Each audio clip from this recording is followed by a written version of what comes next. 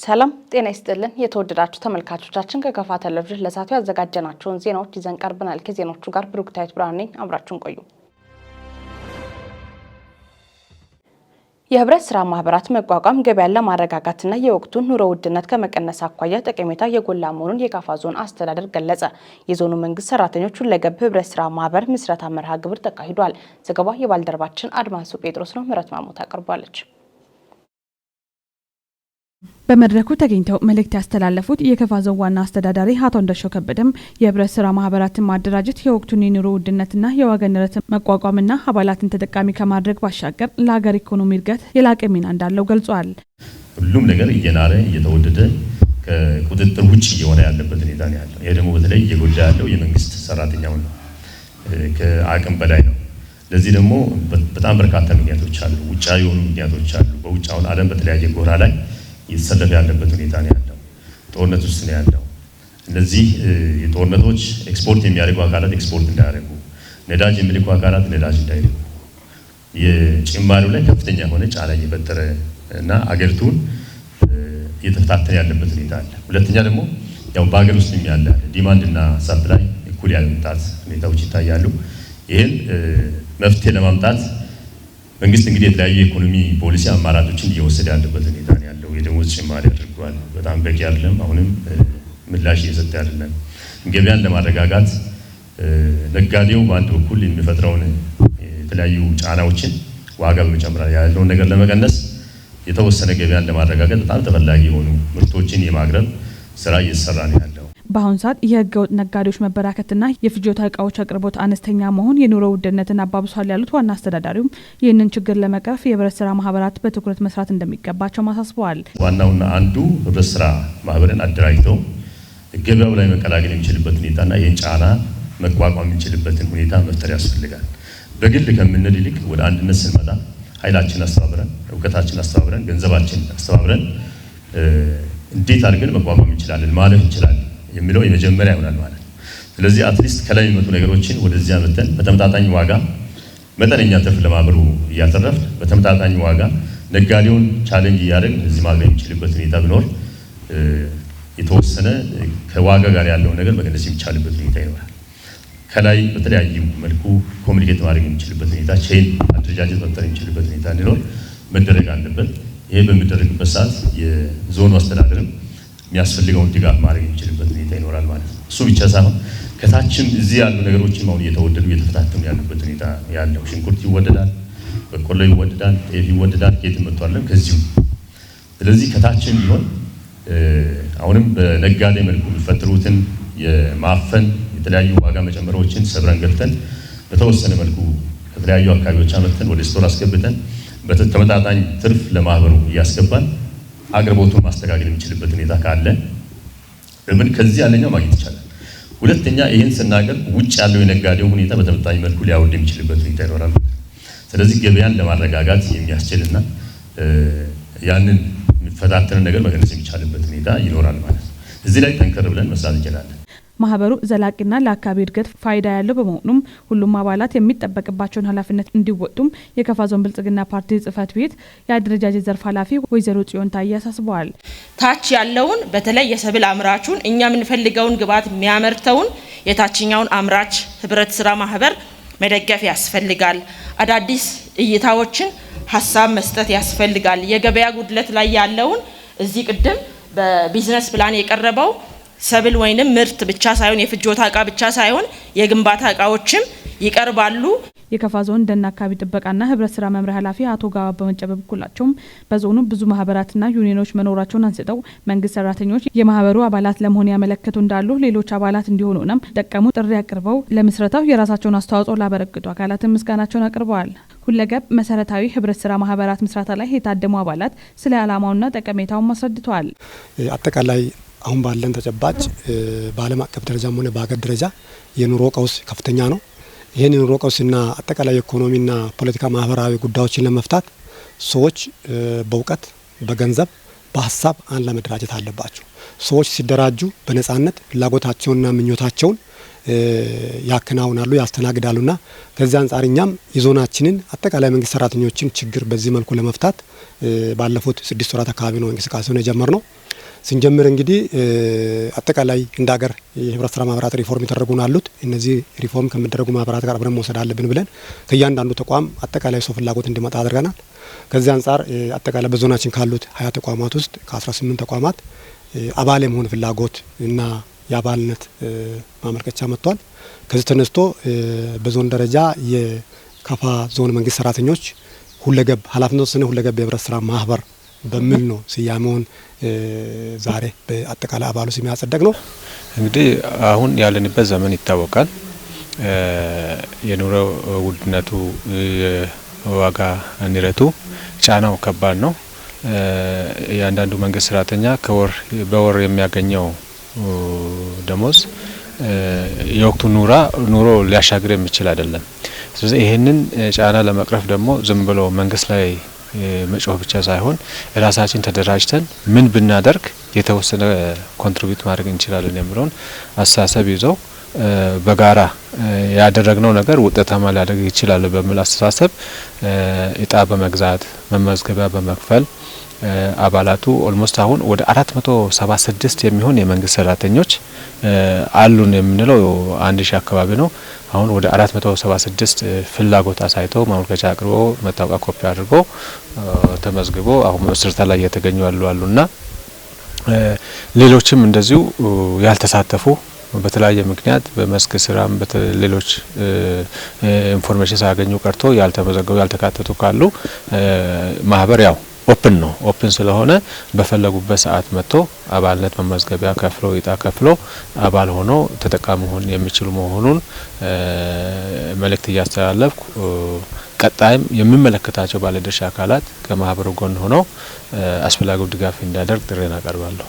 ሰራተኞች አሁን አብዛኛው እንግዲህ ንግድ እቃዎች በጣም ዋጋ በየጊዜ የጨመሩ ስለሆነ አብዛኛው የፍጆታ እቃዎች በተደራጀ ሁኔታ ይቀርባሉ። ሰራተኞች ደግሞ ዋና የሚጠበቀው አሁን መመዝገቢያና ሼር የሚከፈል እጣዎች አሉ። እነዚህ መግዛት አለባቸው። እነዚህን ገዝተው አባል ሆነው ገንዘቡ ካፒታሉ ሲያድግ የሚቀርበውን እቃዎችን በርካሽ ዋጋ እየገዙ ስለሚጠቀሙ ለዚህም ተጠቃሚነታቸውን ለማሳደግ ተሳትፏቸው ደግሞ በከፍተኛ ሁኔታ መስፋፋት አለበት። ትብብሩም አንድ ከሆነ አንድነት ኃይል ነው የሚባለውና በአንድነት ሁሉም ይሄን ማህበር ካደራጀ ተጠቃሚነታቸውም እያደገ ይሄዳል። በጉባኤው አቶ ብርሃኑ በየነ የማህበሩ ሰብሳቢ 7 አባላት ያሉ የስራ አመራር ኮሚቴና 3 አባላት ያሉት የቁጥጥር ኮሚቴ ተመርጦ በአባላቱ ሙሉ ድምጽም ጸድቋል።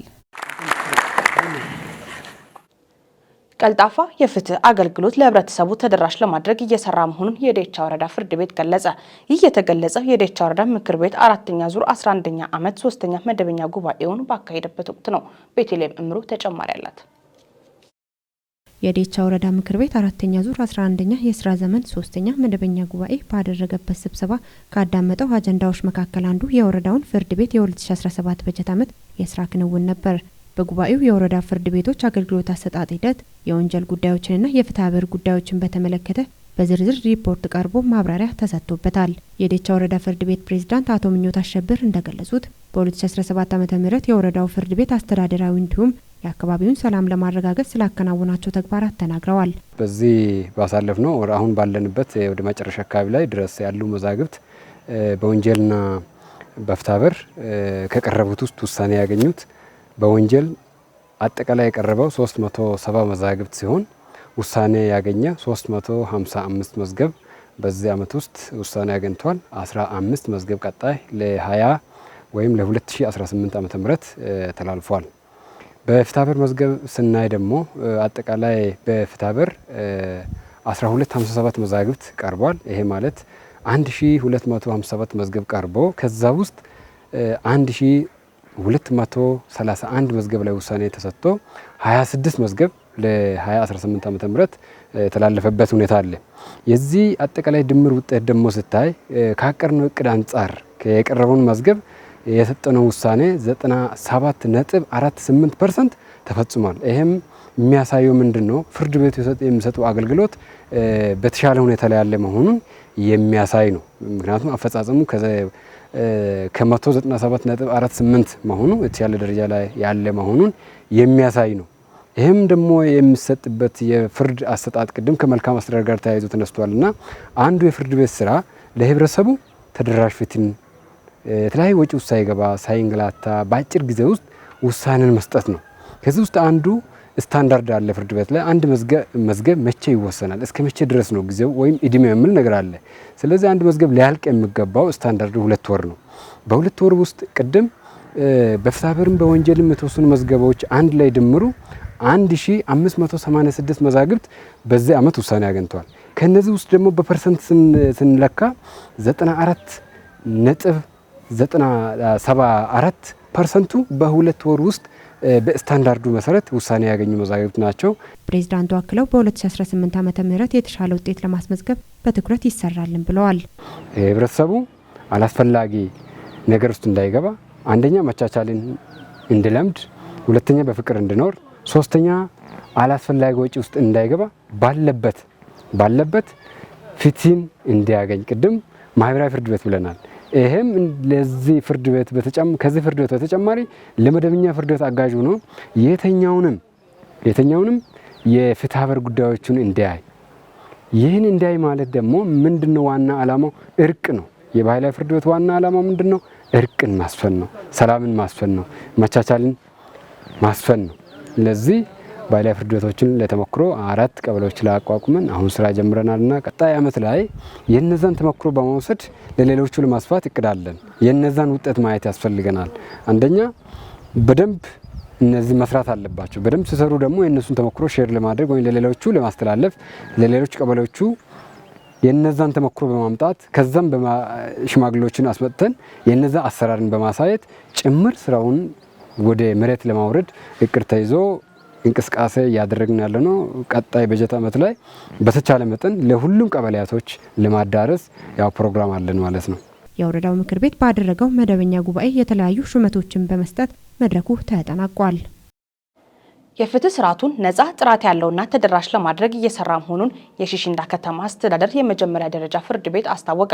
ፍርድ ቤቱ የራሱና በስሩ የሚገኙ ባህላዊና ማህበራዊ ፍርድ ቤቶችን የ2017 በጀት ዓመት እቅድ አፈጻጸም ባለድርሻ አካላት በተገኙበት ገምግሟል።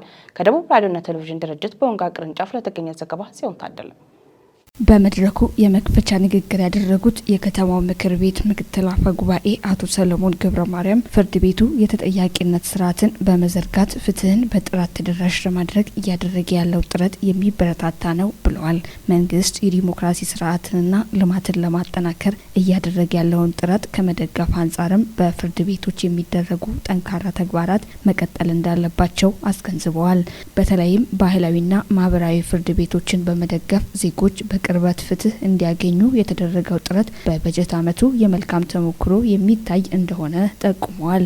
የአፈጻጸም ሪፖርቱን ያቀረቡት የከተማው አስተዳደሩ ፍርድ ቤት ፕሬዝዳንት አቶ መብራቱ እምሩ በበጀት ዓመቱ በወንጀልና በፍትሐብሔር 538 መዝገቦች ላይ ውሳኔ ለመስጠት ታቅዶ ሙሉ በሙሉ መከናወን ተችሏል ብለዋል። በዚህም የፍርድ ቤቱ ውሳኔ የመስጠት አቅም 100% መድረሱን አመላክተዋል። በሪፖርታቸው በበጀት ዓመቱ በፍትሐብሔር ከቀረቡ 252 መዝገቦች 95 የባልና ሚስት ክስ መሆኑን ጠቁሞ ከነዚህም 57ቱ በርቀት እንዲሁም 38ቱ በፍቺ ተቋጭተዋል ብለዋል። በፍርድ ቤቱ ከዳኝነት አገልግሎት 238245 ብር ለመንግስት ገቢ መደረጉን ጠቁሞ አፈጻጸሙ ከአምና ተመሳሳይ ወቅት ጋር ሲነጻጸር ከ22% በላይ ብልጫ እንዳለው አመላክተዋል። በመዝገቦች ላይ ከ2 ወር ጊዜ ባነሰ ውሳኔ ለመስጠት በተቀመጠው አሰራር መሰረት ከቀረቡ መዝገቦች 98% መከናወን መቻሉን ገልጸዋል። የተገልጋይ አስተያየቶች ለስራዎች ስኬታማነት ወሳኝ በመሆናቸው ይህንኑ በመገንዘብ በበጀት ዓመቱ በየወቅቱ በተሰበሰቡ አስተያየቶች መልካም ተግባር በመኖሩ ይህም አጠናክሮ ለማስቀጠል ይሰራል ብለዋል። በሰው ኃይል እጥረት፣ ፍርድ ቤቱ የራሱ ግንባታ አለመኖር፣ የቴክኖሎጂ ግብዓትና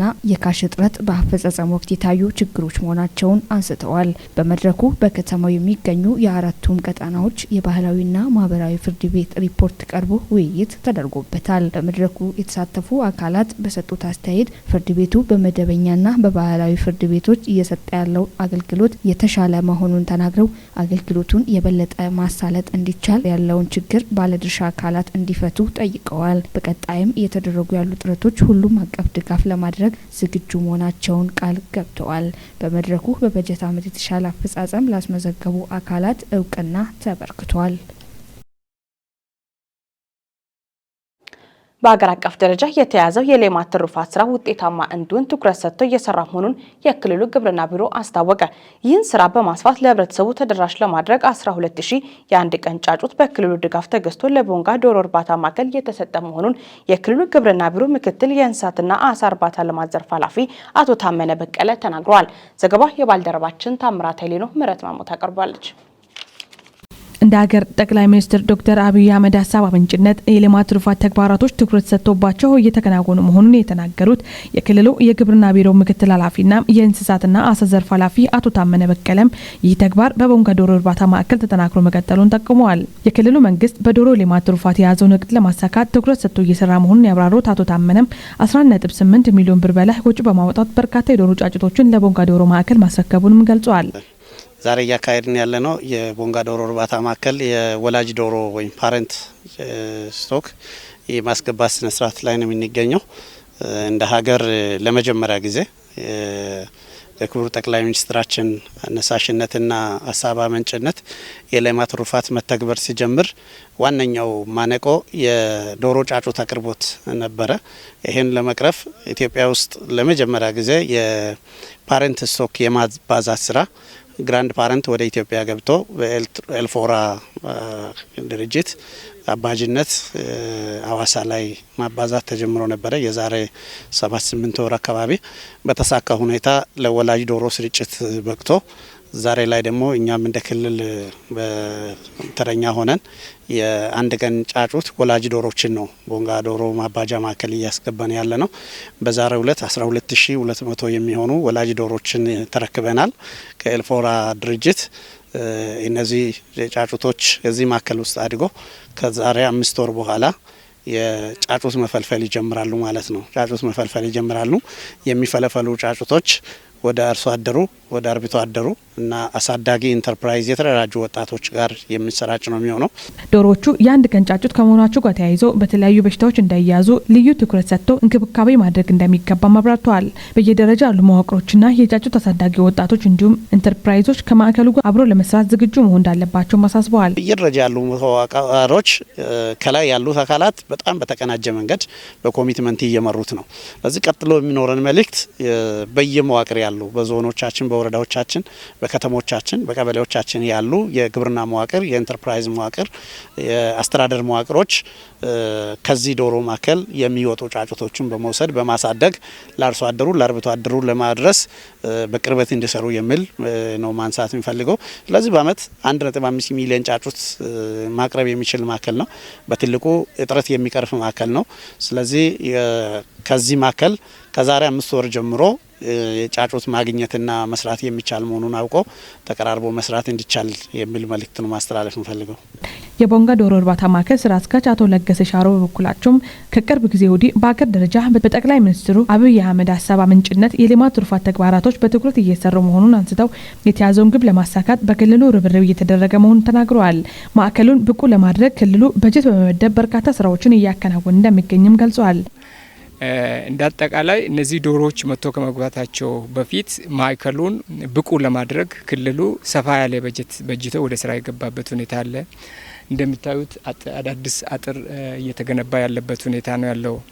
እዛ ጋር ዶሮ ቤቶችም ተጨማሪ አዳዲስ ግንባታዎች የነበሩትን ደግሞ የመጠገን የመንገድ መሰረተ ልማቶችን ሁሉ በግቢ ውስጥ ያሉትን አስፈላጊና ወሳኝ የተባሉ ነገሮችን ወደ 60 ሚሊዮን የሚሆን ብር ከፍተኛ በጀት ነው ክልሉ በጅቶ እየተሰራ ያለውና እንግዲህ እነዚህ ነገሮች ከሞላ ጎደል ግንባታዎቹ ምኑ ወደ መጨረሻ አካባቢ እየተገባደዱ ያሉበት ሁኔታ ላይ ነው። ይሄን ጫጩት በዛሬው ዕለት ወደ 12000 የሚሆን ጫጩት ተቀብለን ወደ ማዕከል እያስገባን ያለ ነው። በዘርፉ የሚታዩ ችግሮችን ለመፍታትና የስራ እንቅስቃሴዎችን ውጤታማ ለማድረግ ለዘርፉ ባለሙያዎች የክህሎት ስልጠናዎችም እየተሰጡ መሆኑን ጠቁመዋል። ዘርፉ በትኩረት ከተሰራበት በአጭር ጊዜ ውስጥ ሰውን መለወጥ የሚችል ነው ያሉት ስራ አስኪያጁ ህብረተሰቡ ወደ ማዕከሉ በመቅረብ የእድሉ ተጠቃሚ መሆን እንደሚገባም አሳስበዋል። አጠቃላይ ይሄ ኢኒሺዬቲቭ በዶሮ ሀብት ልማት ከፍተኛ የሆነ በአጭር ጊዜ ውስጥ በትንሽ ካፒታል ጠበብ ባለ ቦታ ላይ ማንኛውም የህብረተሰብ ደረጃ እድሜ ሳይወስን መስራት የሚችል ዘርፍ ነው። እውነት ለመናገር እነዚህ በዶሮ ሀብት ላይ ሰርቶ መነሻ ካፒታል አግኝቶ የተለያየ ግዙፍ ፕሮጀክቶች ውስጥ መግባት ይቻላል። ይሄ በተግባርም እያየን ያለንበት ሁኔታ ነው ያለው። ካሁን ቀደምም በዚህ ስራ ዘርፍ የተሰማሩ ሴቶችም ወጣቶችም በአጭር ጊዜ ውስጥ እየተለወጡ ያሉበት ሁኔታ ነው ያለውና እንግዲህ ይሄን ኢኮኖሚካል ችግር ላለባቸውም የተመጣጠነ ምግብ ጉድለት ላለባቸውም ታሳቢ ተማድረግ ይሄ ሌማት ኢኒሼቲቭ የተያዘበት ሁኔታ ነው ያለው። እንግዲህ ይሄ የመጣውን እድል በአግባቡ ህብረተሰቡ መጠቀም መቻል አለበት።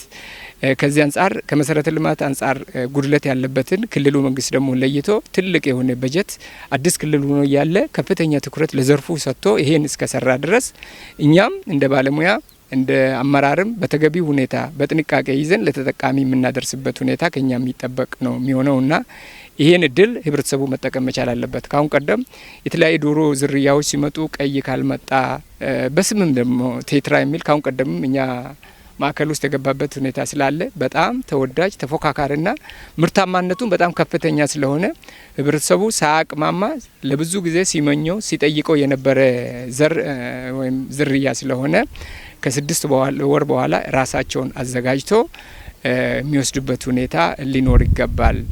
መውሰዱ ብቻ ሳይሆን ከወሰዱ በኋላ በጥንቃቄ የባለሙያን ምክር ሀሳብ እየወሰዱ ሰርቶ የሚለወጡበት እድል ከዛሬ ጀምሮ ይሄ ማዕከልም በጥሩ ሁኔታ ካሁን ቀደም የነበሩትን ችግሮችን ገምግሞ ወደዛ የገባበት ሁኔታ ስላለ ለክልሉ ተብሎ የተቋቋመ ማዕከል እስከሆነ ድረስ ህብረተሰቡ ደግሞ በጣም መጠቀም መቻል አለበት። እኛም ይሄን ለማድረስ በእኛ በኩል ያለውን ቅድመ ዝግጅት ጨርሰን ስልጠናዎችንም የሚሰሩ ስራዎችንም ጨርሰን የተዘጋጀንበት ሁኔታ ስላለ ህብረተሰቡ ይሄ እድል መጠቀም አለበት የሚል ነገር ነው ያለው።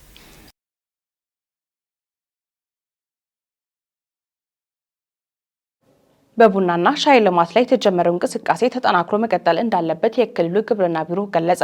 በክልሉ ከሚገኙ ዞኖችና ወረዳዎች የተውጣጡ ባለድርሻ አካላት በሻይና በቡና ተክሎች ዙሪያ የልምድ ልውውጥና የመስክ ምልከታ በዴቻና በጊምቦ ወረዳ ተደርጓል። ከመስክ ጉብኝት በኋላ በጊምቦ ወረዳ የውይይት መድረክ ተካሂዷል። ዘገባ የደቡብ ራዲዮና ቴሌቪዥን ድርጅት ቦንጋ ቅርንጫፍ ነው፣ እንደሚከተል ይቀርባል። የውይይት መድረኩን የመሩት የደቡብ ምዕራብ ኢትዮጵያ ሕዝቦች ክልል ምክትል ርዕሰ መስተዳድርና የግብርና ቢሮ ኃላፊ አቶ ማስረሻ በላቸው በቡናና ሻይ ልማት ላይ የተጀመረው እንቅስቃሴ ተጠናክሮ መቀጠል ይኖርበታል ብለዋል። 80 ከመቶ የሚሆነው የሻይ ምርት ለሀገር የሚበረከተው ከደቡብ ምዕራብ ኢትዮጵያ ሕዝቦች ክልል በመሆኑ ዘርፉ የበለጠ ውጤታማ እንዲሆን ለማስቻል በክልሉ ሻይ አምራች አካባቢዎች ትጋትና ጥረት እንዲሁም ቁርጠኝነት እንደሚያስፈልግ አሳስበዋል። በደቡብ ምዕራብ ኢትዮጵያ ሕዝቦች ክልል ግብርና ቢሮ የቡና ሻይና ቅመማ ቅመም ባለስልጣን ዋና ዳይሬክተር አቶ አስራት መኩሪያ በቡና ሻይና ጥምር ስራዎች ላይ በምርምር የተደገፈ ስራ የተሻለ መሆኑን አንስተዋል። በተለይ የሻይ ስራ ልምድና እውቀትን የሚፈልግ በመሆኑ ምቹ ሁኔታን ለመፍጠርና የልምድ ልውውጥ ለማድረግ የተዘጋጀ ምልከታና ውይይት ነው ብለዋል። የካፋ ዞን ግብርና አካባቢ ጥበቃና ህብረት ስራ ልማት መምሪያ የቡና ሻይና ቅመማ ቅመም ዘርፍ ኃላፊ አቶ ሞገስ ተክሌ በዞኑ ከ46 ሚሊዮን 660 ሺህ በላይ የቡና ችግኝ መተከሉን ገልጸዋል። የጊምቦ ወረዳ ዋና አስተዳዳሪ አቶ ትብብሩ አሰፋ ቡናን በብዛትና በጥራት በማምረት የአርሶ አደሩን ተጠቃሚነት ለማረጋገጥ እየተሰራ ነው ብለዋል። በወረዳው 2.8 ሚሊዮን የቡና ችግኝ ለመትከል ታቅዶ 2.6 ሚሊዮን ችግኝ መተከሉን ተናግረዋል። በሌላ በኩል የውሹ ሻይ ተክል ልማት ድርጅት 1308 ሄክታር መሬት ላይ ሻይ ያለማ መሆኑና በአርሶ አደሮች ማሳ ደግሞ 431 ሄክታር በድምሩ 1739 ሄክታር መልማቱን ገልጸው 415 ሻይ ተካይ አርሶ አደሮች ተጠቃሚ መሆናቸውን ተናግረዋል። በመስክ ምልከታው ላይ የተሳተፉ የህብረተሰብ ክፍሎች በአስተያየታቸው በጊምቦ ወረዳ በችግኝ ጣቢያዎች ያዩት ስራ የሚበረታታ እንደሆነ አንስተዋል። የተከበራችሁ ተመልካቾቻችን ከካፋ ቴሌቪዥን ለሰዓቱ ያዘጋጀናቸው ዜናዎች እስካሁኖቹ ነበሩ። ዜናዎቹን በመምራት ብሩክታዊት ብርሃኑ አብራችሁ ቆይታ አደረግኩ። ቀሪ ጣቢያችን መሰናዶች ይቀጥላሉ። በእኔ በኩል መልካም ጊዜ